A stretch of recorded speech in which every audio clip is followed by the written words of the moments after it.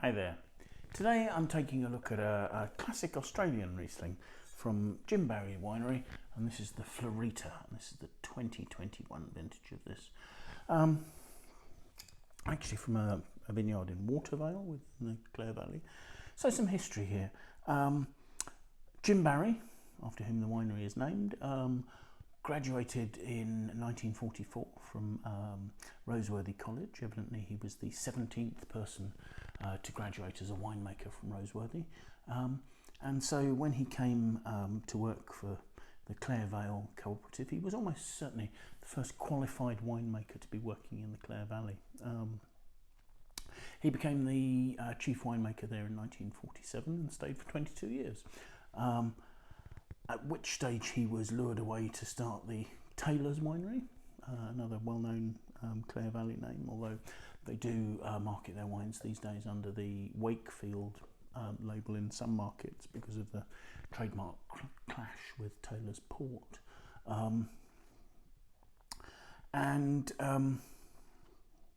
He stayed with them for 5 years before leaving to start his own winery, although actually since 1959 the family had owned vineyards. I guess if you are the winemaker at a cooperative you can own vineyards as well, and you've got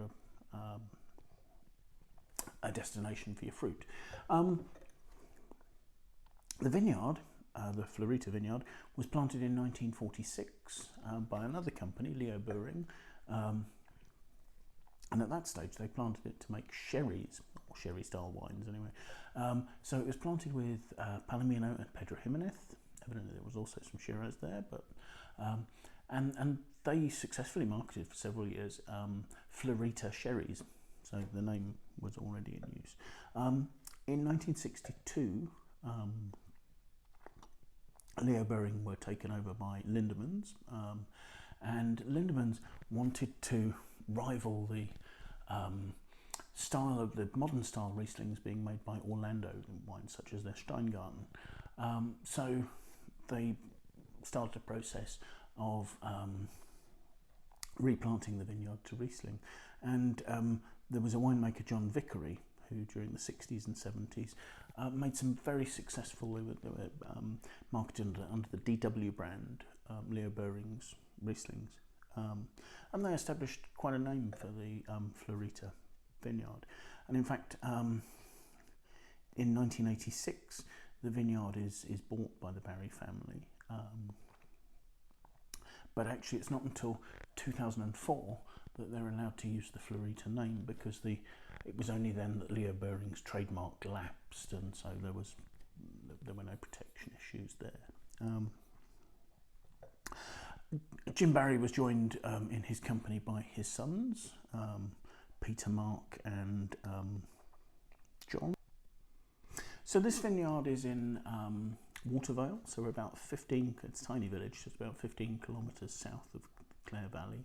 And today the vineyard is primarily planted to Riesling, where most of the vines are sort of 50 years old, but there's a small amount of Assyrtiko there as well, the Greek grape variety. The soils are quite particular. They're quite a shallow brown loam over a calcareous siltstone underneath, so with quite good water holding capacity. And also the vineyard is on a gentle hill, or gentle slope, and that allows frost to drain away, so it's quite an ideal site for these kinds of wines. This wine itself is a micro selection of the best Riesling bunches from the vineyard, so they'll go through and they'll pick out the best sections of the vineyard, often the northeast corner where block 26 is some of the best of these old 50-year-old Riesling vines. Everything's picked at night by hand, taken back to the winery, where on sorting tables anything that's got sunburn or any other blemishes is rejected. The bunches are destemmed, they're gently pressed in a pneumatic press. Fermentation goes on very slowly, so cool juice fermenting very quite low temperature, about sort of 12-14 degrees in stainless steel tanks, and then the wine is allowed to rest with its its lees still in it for quite a relatively long period, an extended period of time before being bottled.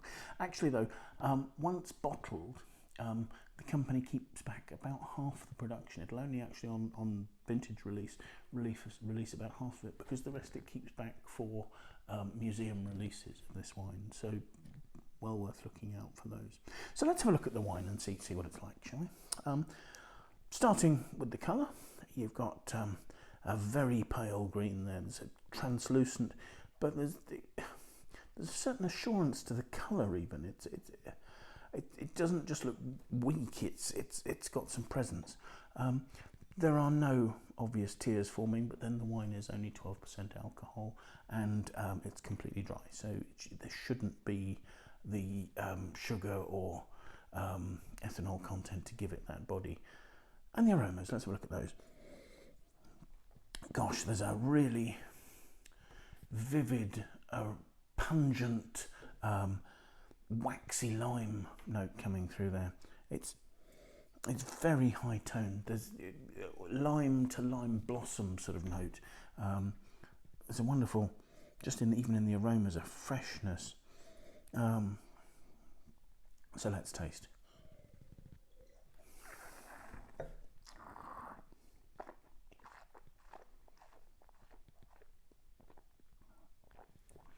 That's bone dry. Absolutely crisp. The acidity is mouth-watering, and actually quite tart. Were it not for the intensity of the fruit, that would almost be unpleasant. But it's really the way I'm salivating is just bringing forward the intensity of that beautiful, fresh, clean liminess. I mean, that makes it sound as if it's quite one-dimensional, and in some ways it is, but the pungency of the limes is such that you're seeing different character there. You've got this wonderful core of lime juice, but then there are sort of lifted notes, sort of almost lifted floral notes, sort of blossom notes, and also the pungency sort of goes on to be lime peel, pith.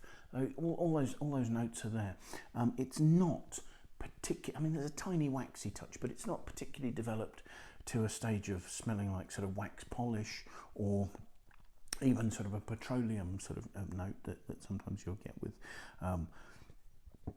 developed Rieslings. This is still very, very pure, and the flavours are long, and that acidity and that wonderful pungency and depth of fruit. I mean, it's relatively light-bodied, but it's got such a concentration of flavour that I think in combination with the acidity, that wine will age for a very long time. I mean, their website suggests that you could keep this up until 2050, and I certainly think that aging this for 20 years wouldn't be a problem, and probably longer. And currently its attractiveness is its purity, and it will gain greater complexity with time as if it's allowed to age in bottle. But having said that, that wonderful pure cutting liminess would go beautifully with oysters or something like that, where you'd possibly have lime or lemon juice over them. But it's wonderfully pungent, and the flavours and the acidity are so piercing that would be great to pair with all sorts of things. I think it would go beautifully with oily smoked salmon, with certain soft cheeses. No, really very impressed by that. Thank you very much for watching. I hope you found this interesting. That was Jim Barry's 2021 Florita Riesling from the Clare Valley. If you've enjoyed the video, do feel free to subscribe or to like and share, and whatever. I hope we'll see you again. Bye now.